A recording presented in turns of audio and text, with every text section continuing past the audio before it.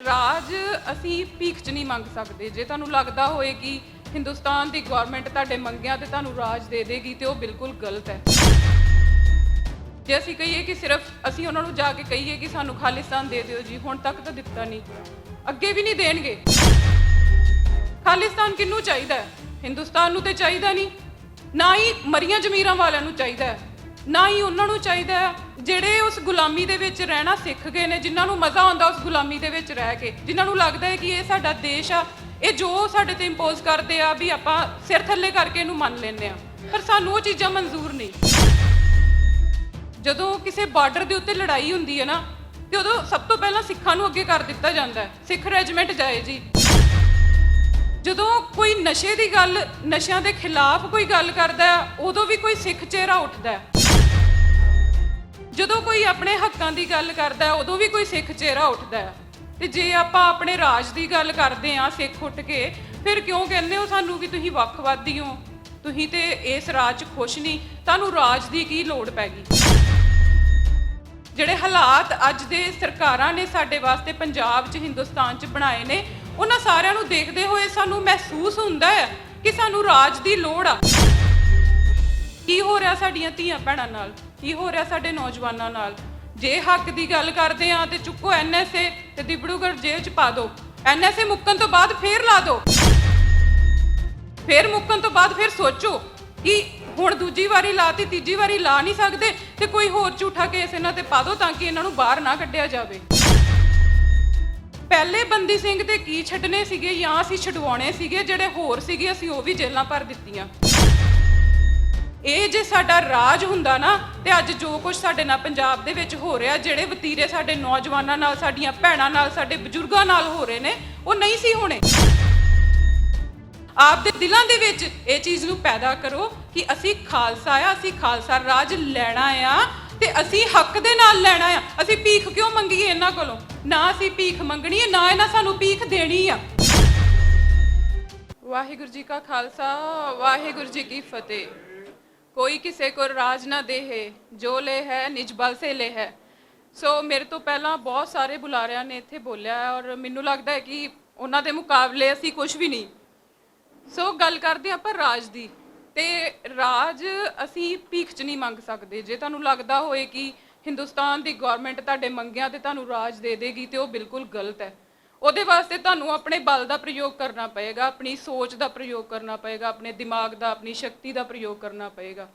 ਜੇ ਅਸੀਂ ਕਹੀਏ ਕਿ ਸਿਰਫ ਅਸੀਂ ਉਹਨਾਂ ਨੂੰ ਜਾ ਕੇ ਕਹੀਏ ਕਿ ਸਾਨੂੰ ਖਾਲਿਸਤਾਨ ਦੇ ਦਿਓ ਜੀ, ਹੁਣ ਤੱਕ ਤਾਂ ਦਿੱਤਾ ਨਹੀਂ, ਅੱਗੇ ਵੀ ਨਹੀਂ ਦੇਣਗੇ, ਉਹਦੇ ਵਾਸਤੇ ਸਾਨੂੰ ਐਫਰਟ ਕਰਨੇ ਪੈਣਗੇ। ਤੇ ਅੱਜ ਜਿੰਨੀ ਸੰਗਤ ਇੱਥੇ ਇਕੱਠੀ ਹੋਈ ਆ, ਇਹ ਉਸ ਐਫਰਟ ਦਾ ਹਿੱਸਾ ਆ ਜਿਹੜਾ ਹੁਣ ਤੱਕ ਚੱਲਦਾ ਆ ਰਿਹਾ।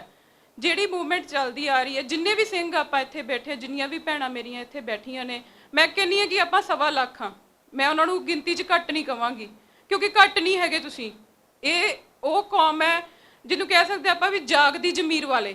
ਇਹ ਸਾਰੇ ਤੁਸੀਂ ਜਿੰਨੇ ਇੱਥੇ ਬੈਠੇ ਹੋ ਜਾਗਦੀਆਂ ਜ਼ਮੀਰਾਂ ਵਾਲੇ ਹੋ।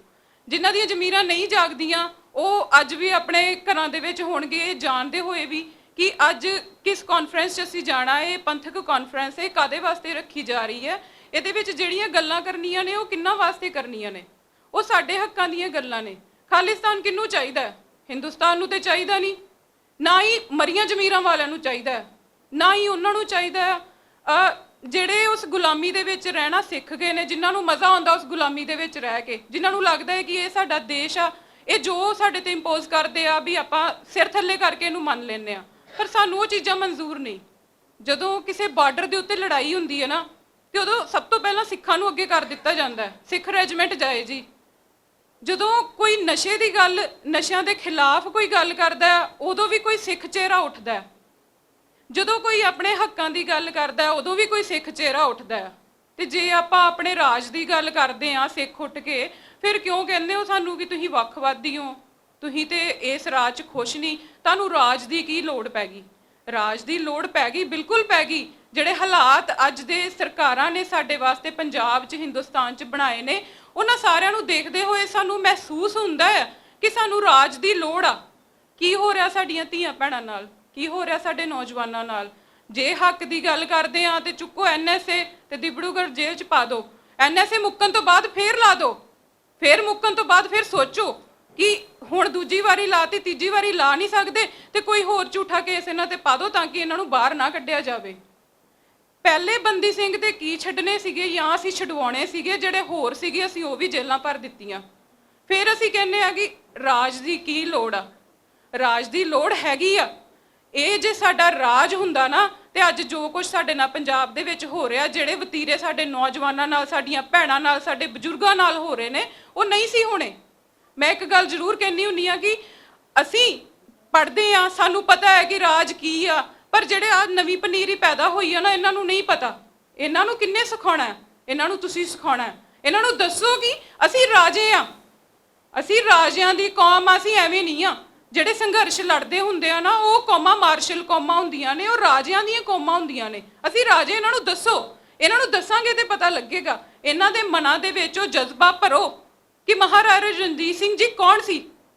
ਮੈਂ ਭਰਦੀ ਆਪਣੇ ਬੱਚਿਆਂ ਦੇ ਮਨਾਂ ਦੇ ਵਿੱਚ ਜਜ਼ਬਾ। ਮੇਰੇ ਬੱਚਿਆਂ ਨੂੰ ਪਤਾ ਹੁੰਦਾ, ਤੁਸੀਂ ਵੀ ਦੱਸੋ ਆਪਣੇ ਬੱਚਿਆਂ ਨੂੰ। ਬਾਕੀ ਹਿਸਟਰੀ ਸਾਰੀ ਤੁਹਾਡੇ ਬੱਚਿਆਂ ਨੇ ਸਿੱਖ ਲੈਣੀ ਕਿਤਾਬਾਂ ਤੋਂ, ਪਰ ਤੁਹਾਡੇ ਸਿੱਖਾਂ ਦੀ ਹਿਸਟਰੀ, ਸਾਡੀ ਸਿੱਖ ਵਿਰਾਸਤ ਦੀ ਹਿਸਟਰੀ ਕਿਸੇ ਕਿਤਾਬ 'ਚ ਨਹੀਂ ਪੜ੍ਹਾਈ ਜਾਣੀ, ਨਾ ਹੀ ਇਹਨਾਂ ਨੇ ਪੜ੍ਹਨੀ ਆ। ਇਹਨਾਂ ਨੂੰ ਸਿਖਾਓ ਕਿ ਅਸੀਂ ਕੌਣ ਆ, ਅਸੀਂ ਰਾਜੇ ਆ, ਅਸੀਂ ਰਾਜ ਕੀਤਾ ਆ। ਇਹਨਾਂ ਨੂੰ ਇਹ ਨਾ ਸਿਖਾਓ ਕਿ ਅਸੀਂ ਗੁਲਾਮ ਆ, ਸਾਡੇ ਸਿੱਖਾਂ ਨਾਲ ਆ ਹੋ ਗਿਆ, ਸਾਨੂੰ ਜੇਲ੍ਹਾਂ 'ਚ ਬੰਦ ਕਰ ਦਿੱਤਾ। ਇਹ ਜੇਲ੍ਹਾਂ 'ਚ ਬੰਦ ਕੀਤਾ ਤਾਂ ਕਿਉਂਕਿ ਅਸੀਂ ਗੁਲਾਮੀ ਮਨਜ਼ੂਰ ਕਰ ਲਈ, ਤਾਂ ਸਾਨੂੰ ਜੇਲ੍ਹਾਂ 'ਚ ਬੰਦ ਕੀਤਾ। ਅਸੀਂ ਉਹਨਾਂ ਚੀਜ਼ਾਂ ਦਾ ਵਿਦਰੋਹ ਕਰਦੇ ਆ, ਕਰਦੇ ਵੀ ਰਵਾਂਗੇ, ਪਰ ਇਹਨਾਂ ਦੇ ਮਨਾਂ ਦੇ ਵਿੱਚ ਉਹ ਜਜ਼ਬਾ ਭਰੀਏ ਕਿ ਇਹ ਸਾਡੇ ਆਉਣ ਵਾਲੀ ਨਸਲ ਆ। ਇਹਨਾਂ ਨੂੰ ਅਸੀਂ ਦੱਸੀਏ ਕਿ ਅਸੀਂ ਰਾਜੇ ਆ, ਅਸੀਂ ਰਾਜ ਕਰਨਾ ਆ। ਅਸੀਂ ਕਿਉਂ ਖਾਲਿਸਤਾਨ ਮੰਗਦੇ? ਇਹਨਾਂ ਲਈ ਮੰਗਦੇ ਆ। ਸਾਡੀ ਜਿਹੜੀ ਲੰਘਣੀ ਸੀ ਲੰਘ ਗਈ। ਤੁਹਾਡੇ ਚੋਂ ਬਹੁਤ ਸਾਰੇ ਇੱਥੇ ਬੈਠੇ ਹੋਣਗੇ ਜਿਹੜੇ ਸੋਚਦੇ ਹੋਣਗੇ ਕੋਈ ਗੱਲ ਨਹੀਂ, ਪੰਜਾਬ ਛੱਡ ਦਿੱਤਾ, ਕੋਈ ਨਹੀਂ, ਹੁਣ ਇੱਥੇ ਹੀ ਅਸੀਂ ਵਸਣਾ ਹੈ। ਪਰ ਬਹੁਤ ਸਾਰੇ ਮੇਰੇ ਵਰਗੇ ਇਹ ਹੋਣਗੇ, ਪੰਜਾਬ ਛੱਡਣ ਤੋਂ ਪਹਿਲਾਂ ਮਨਾਂ 'ਚ ਆਇਆ ਹੋਏਗਾ ਵੀ ਆਪਣੇ ਆਪ ਨੂੰ ਸਟਰੋਂਗ ਕਰਕੇ ਨਾ, ਆਪਣੀ ਫਾਈਨੈਂਸ਼ੀਅਲ ਕੰਡੀਸ਼ਨ ਸਟਰੋਂਗ ਕਰਕੇ ਆਪਾਂ ਵਾਪਸ ਪੰਜਾਬ ਮੁੜਨਾ ਆ। ਬਹੁਤ ਸਾਰੇ ਬੈਠੇ ਹੋਣਗੇ ਇੱਥੇ ਜਿਹੜੇ ਇਹ ਚੀਜ਼ ਸੋਚ ਕੇ ਆਏ ਹੋਣਗੇ, ਪਰ ਇੱਥੇ ਆ ਕੇ ਆਪਾਂ ਕੀ ਕਰਦੇ ਆ? ਇੱਥੇ ਘਰ ਲੈ ਲਓ, ਗੱਡੀਆਂ ਲੈ ਲਓ, ਸਭ ਕੁਝ ਲੈ ਲਓ, ਫਿਰ ਉਸ ਤੋਂ ਬਾਅਦ ਆਪਾਂ ਪੰਜਾਬ ਵੱਲ ਨੂੰ ਮੂੰਹ ਨਹੀਂ ਕਰਦੇ। ਇਸ ਤਰ੍ਹਾਂ ਨਹੀਂ ਸੋਚਣਾ। ਆਪਣੇ ਪੰਜਾਬ ਨਾਲ, ਆਪਣੀ ਮਿੱਟੀ ਨਾਲ ਜੁੜੇ ਰਹਿਣਾ। ਇਹਨਾਂ ਬੱਚਿਆਂ ਨੂੰ ਆਪਣੀ ਵਿਰਾਸਤ ਬਾਰੇ ਦੱਸੋ ਕਿ ਅਸੀਂ ਕਿੱਥੋਂ ਆਏ ਆ, ਕੀ ਹੈ ਸਾਡਾ। ਅਸੀਂ ਵਾਪਸ ਉੱਥੇ ਜਾਣਾ ਆ, ਖਾਲਿਸਤਾਨ ਉੱਥੇ ਹੀ ਬਣਨਾ ਆ। ਇੱਥੇ ਸਾਨੂੰ ਬੋਲਣ ਦੀ ਆਜ਼ਾਦੀ ਆ, ਇੱਥੇ ਸਾਡੇ ਹੱਕਾਂ ਦੀ ਅਸੀਂ ਗੱਲ ਕਰਦੇ ਆ, ਇੱਥੇ ਸਾਨੂੰ ਦੱਸਿਆ ਜਾਂਦਾ ਹੈ ਕਿ ਹਿਊਮਨ ਰਾਈਟਸ ਕੀ ਨੇ। ਆਪਾਂ ਇੱਥੋਂ ਸਾਰਾ ਕੁਝ ਇਕੱਠਾ ਕਰੀਏ ਤੇ ਆਪਾਂ ਵਾਪਸ ਪੰਜਾਬ ਚੱਲੀਏ ਜਿੱਥੇ ਆਪਾਂ ਖਾਲਿਸਤਾਨ ਬਣਾਉਣਾ ਹੈ। ਇਹ ਸੋਚੀਏ। ਸਤਿ ਸ੍ਰੀ ਅਕਾਲ। ਆਪਾਂ ਗੱਲਾਂ ਕਰੀਏ ਪੰਜਾਬ ਦੀਆਂ, ਪੰਜਾਬ ਦੇ ਪਾਣੀਆਂ ਦੀਆਂ, ਜਿਹੜੇ ਹੱਕ ਪੰਜਾਬ ਤੋਂ ਖੋਲੇ ਸੈਂਟਰ ਸਰਕਾਰ ਨੇ, ਉਹਨਾਂ ਦੀਆਂ ਗੱਲਾਂ ਕਰੀਏ। ਸਾਡੇ ਕੋਲ ਮੁੱਦੇ ਹੋਣੇ ਚਾਹੀਦੇ ਨੇ, ਮੁੱਦੇ ਬਹੁਤ ਨੇ, ਪਰ ਸਾਡੇ ਦਿਮਾਗਾਂ 'ਚ ਵੀ ਹੋਣੇ ਚਾਹੀਦੇ ਕਿ ਆਪਾਂ ਕਿਸ ਮੁੱਦੇ ਤੇ ਗੱਲ ਕਰਨੀ ਆ। ਜਿੰਨੇ ਵੀ ਜਣੇ ਇੱਥੇ ਆਏ ਨੇ ਨਾ, ਉਹਨਾਂ ਸਾਰਿਆਂ ਨੂੰ ਬੇਨਤੀ ਆ ਵੀ ਆਪਾਂ ਇੱਕ ਝੰਡੇ ਥੱਲੇ ਇਕੱਠੇ ਹੋਣਾ। ਸਿਰਫ ਕਹਿਣ ਨੂੰ ਇਕੱਠੇ ਨਹੀਂ ਹੋਣਾ, ਦਿਲੋਂ ਇਕੱਠੇ ਹੋਣਾ। ਜਿੱਦਣ ਤੁਸੀਂ ਆਪਦੀਆਂ ਜ਼ਮੀਰਾਂ ਦੇ ਵਿੱਚ ਇਹ ਚੀਜ਼ ਭਰ ਲਓਗੇ ਨਾ ਕਿ ਅਸੀਂ ਦਿਲੋਂ ਇਕੱਠੇ ਹੋਣਾ, ਤੇ ਤੁਹਾਡੇ ਆਪਣੇ ਆਪ ਹੀ ਕਦਮ ਇੱਧਰ ਨੂੰ ਚੱਲ ਪੈਣੇ ਆ। ਤੁਹਾਨੂੰ ਕਿਸੇ ਸੱਦੇ ਦੀ ਲੋੜ ਨਹੀਂ ਪੈਣੀ। ਤੁਸੀਂ ਜਿੱਥੇ ਲੱਗਿਆ ਦੇਖਣਾ ਨਾ ਕਿ ਉੱਥੇ ਕਾਨਫਰੰਸ ਆ, ਤੁਸੀਂ ਆਪਦੇ ਆਪ ਭੱਜੇ ਆਉਣਾ ਉੱਧਰ ਨੂੰ। ਤੁਹਾਨੂੰ ਸੱਦਿਆਂ ਦੀ ਲੋੜ ਨਹੀਂ ਪੈਣੀ ਫਿਰ। ਪਰ ਜ਼ਰੂਰੀ ਇਹ ਆ ਕਿ ਆਪਦੇ ਮਨਾਂ ਦੇ ਵਿੱਚ, ਆਪਦੇ ਦਿਲਾਂ ਦੇ ਵਿੱਚ ਇਹ ਚੀਜ਼ ਨੂੰ ਪੈਦਾ ਕਰੋ ਕਿ ਅਸੀਂ ਖਾਲਸਾ ਆ, ਅਸੀਂ ਖਾਲਸਾ ਰਾਜ ਲੈਣਾ ਆ ਤੇ ਅਸੀਂ ਹੱਕ ਦੇ ਨਾਲ ਲੈਣਾ ਆ। ਅਸੀਂ ਭੀਖ ਕਿਉਂ ਮੰਗੀਏ ਇਹਨਾਂ ਕੋਲੋਂ? ਨਾ ਅਸੀਂ ਭੀਖ ਮੰਗਣੀ ਹੈ, ਨਾ ਇਹਨਾਂ ਸਾਨੂੰ ਭੀਖ ਦੇਣੀ ਆ। ਕਿਉਂਕਿ ਦੇਖੋ, ਦੋ ਮਾਨ ਨੇ, ਇੱਕ ਸਰਦਾਰ ਭਗਵੰਤ ਸਿੰਘ ਮਾਨ। ਹੁਣ ਦੇਖੋ, ਸਰਦਾਰ ਕਹਿਣਾ ਜ਼ਰੂਰੀ ਕਿਉਂਕਿ ਸਿਰ ਤੇ ਪੱਗ ਬੰਨ੍ਹਦਾ, ਸਾਨੂੰ ਉਸ ਚੀਜ਼ ਦਾ ਵੀ ਮਾਣ ਰੱਖਣਾ ਪੈਂਦਾ। ਅਸੀਂ ਪੱਗ ਨੂੰ ਸਰਦਾਰ ਆਪਣਾ ਇੱਕ ਵਧੀਆ ਤਰੀਕੇ ਦੇ ਨਾਲ ਉਹਨੂੰ ਰਿਪਰੈਜ਼ੈਂਟ ਕਰਦੇ ਹਾਂ। ਇੱਕ ਹੈ ਸਰਦਾਰ ਸਿਮਰਨਜੀਤ ਸਿੰਘ ਮਾਨ। ਦੋਨਾਂ ਮਾਨਾਂ ਦੇ ਵਿੱਚ ਜ਼ਮੀਨ ਆਸਮਾਨ ਦਾ ਫਰਕ ਆ। ਇੱਕ ਮਾਨ ਉਹ ਜਿਹੜਾ ਦਿੱਲੀ ਤੋਂ ਚੱਲਦਾ, ਜੇ ਦਿੱਲੀ ਵਾਲਿਆਂ ਨੇ ਕਹਿਤਾ ਕਿ ਭਾਈ ਆਹ ਚੀਜ਼ ਇਸ ਤਰ੍ਹਾਂ ਐਵੇਂ ਹੋਣੀ ਚਾਹੀਦੀ, ਉਹਨੇ ਕਹਿਣਾ ਠੀਕ ਹੈ, 7 ਵਚਨ ਜੋ ਤੁਸੀਂ ਕਹਿੰਦੇ ਹੋ ਮੈਂ ਮੰਨ ਲੈਣਾ। ਇੱਕ ਉਹ ਸਰਦਾਰ ਸਿਮਰਨਜੀਤ ਸਿੰਘ ਮਾਨ ਜਿਹਨੇ ਕਿਤੇ ਸੱਜਾ ਖੱਬਾ ਨਹੀਂ ਦੇਖਿਆ, 40-45 ਸਾਲ ਤੋਂ ਅੱਜ ਵੀ ਤੇ ਪਹਿਲਾਂ ਵੀ ਉਸੇ ਸਟੈਂਡ ਤੇ ਖੜੇ ਨੇ ਤੇ ਉਸੇ ਸਟੈਂਡ ਤੇ ਖੜੇ ਰਹਿਣਾ। ਕਿੰਨਾ ਕਰਕੇ? ਸਾਡੇ ਕਰਕੇ। ਸਾਡੀ ਗੱਲ ਕਰਦੇ, ਆਜ਼ਾਦੀ ਦੀ ਗੱਲ ਕਰਦੇ। ਉਹ ਨਹੀਂ ਕਹਿੰਦੇ ਵੀ ਤੁਸੀਂ ਬਾਹਰ ਨਾ ਜਾਓ, ਤੁਸੀਂ ਆਪਣੀ ਗੱਲ ਨਾ ਕਰੋ। ਕਰੋ ਆਪਣੇ ਹੱਕਾਂ ਦੀ ਗੱਲ, ਆਪਣੀ ਜ਼ਮੀਰਾਂ ਦੀ ਗੱਲ ਕਰੋ, ਹਰ ਚੀਜ਼ ਦੀ ਗੱਲ ਕਰੋ। ਤੁਹਾਨੂੰ ਹਰ ਚੀਜ਼ ਦੇ ਲਈ ਹੱਕ ਹਾਸਿਲ ਹੈ। ਸੋ ਇੱਕ ਜ਼ਰੂਰੀ ਬੇਨਤੀ ਹੋਰ ਕਰਨੀ ਆ। ਇਲੈਕਸ਼ਨ ਚੱਲਦੀ ਪਈ ਹੈ ਪੰਜਾਬ ਦੇ ਵਿੱਚ। ਜਿੰਨੇ ਵੀ ਕੈਂਡੀਡੇਟ ਸਰਦਾਰ ਸਿਮਰਨਜੀਤ ਸਿੰਘ ਮਾਨ ਹੁਣਾਂ ਦੀ ਪਾਰਟੀ ਵੱਲੋਂ ਖੜੇ ਨੇ, ਸਭ ਨੂੰ ਸਪੋਰਟ ਕਰੋ। ਤੇ ਬਰਨਾਲੇ ਤੋਂ ਸਰਦਾਰ ਸਿਮਰਨਜੀਤ ਸਿੰਘ ਮਾਨ, ਜਿਨ੍ਹਾਂ ਦੇ ਦੋਹਤਾ ਸਾਹਿਬ ਸਰਦਾਰ ਗੋਬਿੰਦ ਸਿੰਘ ਸੰਧੂ ਜੀ ਜਿਮਣੀ ਚੋਣ ਲੜਦੇ ਨੇ, ਜਿੰਨੇ ਵੀ ਇੱਥੇ ਬੈਠੇ ਨੇ ਉਸ ਹਲਕੇ ਦੇ ਬੈਠੇ ਨੇ ਜਾਂ ਨੇੜੇ ਤੇੜੇ ਦੇ ਇਲਾਕਿਆਂ ਦੇ ਬੈਠੇ ਨੇ, ਜਿਨ੍ਹਾਂ ਦੇ ਰਿਸ਼ਤੇਦਾਰ ਭੈਣ ਭਰਾ ਵੀ ਉੱਥੇ ਨੇ, ਉਹਨਾਂ ਸਾਰਿਆਂ ਨੂੰ ਇਹ ਸੁਨੇਹੇ ਲਾਓ, ਕਿਉਂਕਿ ਕੌਮ ਨੂੰ ਉਹਨਾਂ ਹੀਰਿਆਂ ਦੀ ਲੋੜ ਆ ਜਿਹੜੇ ਪੰਥ ਦੇ ਨਾਲ ਚੱਲਣ ਵਾਲੇ ਨੇ। ਗੱਦਾਰਾਂ ਦੀ ਲੋੜ ਨਹੀਂ, ਗੱਦਾਰ ਬਹੁਤ ਭਰੇ ਪਏ ਨੇ। ਸੋ ਜੇ ਕੋਈ ਮੈਂ ਕੁਛ ਗਲਤ ਬੋਲ ਗਈ ਹੋਵਾਂ ਤਾਂ ਮੈਨੂੰ ਮਾਫ ਕਰ ਦੇਣਾ। ਵਾਹਿਗੁਰੂ ਜੀ ਕਾ ਖਾਲਸਾ, ਵਾਹਿਗੁਰੂ ਜੀ ਕੀ ਫਤਿਹ।